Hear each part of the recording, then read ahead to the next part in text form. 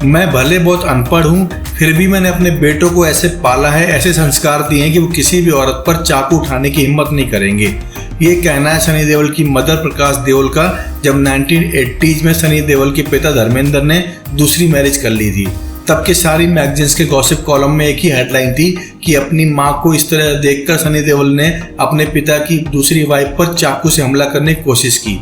ये बात बहुत सारे अखबारों की हेडलाइन भी बनी और कहा गया सनी देओल 24 साल की उम्र में इतने गुस्सैल हो चुके थे कि जैसे उनको खबर मिली कि धर्मेंद्र ने दूसरी मैरिज कर ली है, तभी से वो हेमा मालिनी के पीछे खार खाकर पड़े थे।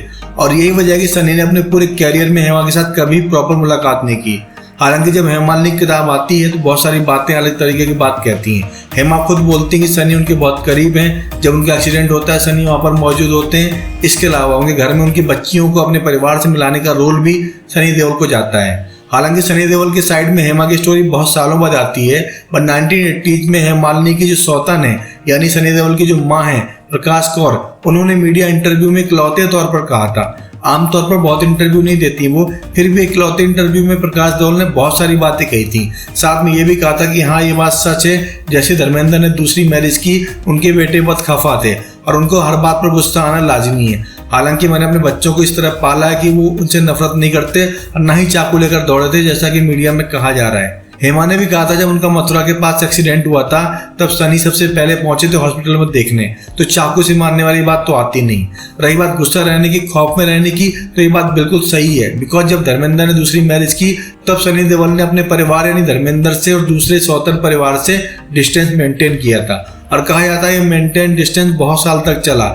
इसी वजह से सनी देओल का खुद का रिलेशनशिप अपनी पत्नी से खराब हो गया, बिकॉज परिवार में सब कुछ ठीक नहीं चल रहा था। अब इतने सालों बाद सनी, बॉबी, धर्मेंद्र, हेमा, प्रकाश सब अपनी अपनी जगह सेटल हो चुके हैं। धर्मेंद्र ने अपनी बेटी की शादी कर दी।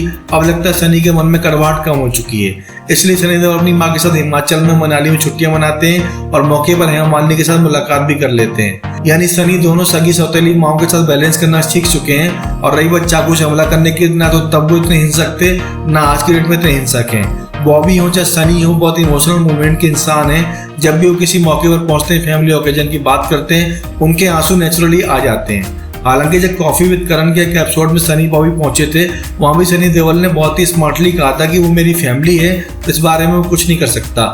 यानी वो परिवार के तौर पर अपनी सगी माँ को, सौतेली माँ को स्वीकार कर चुके हैं और मौका मिलता है दोनों से मुलाकातें भी करते हैं।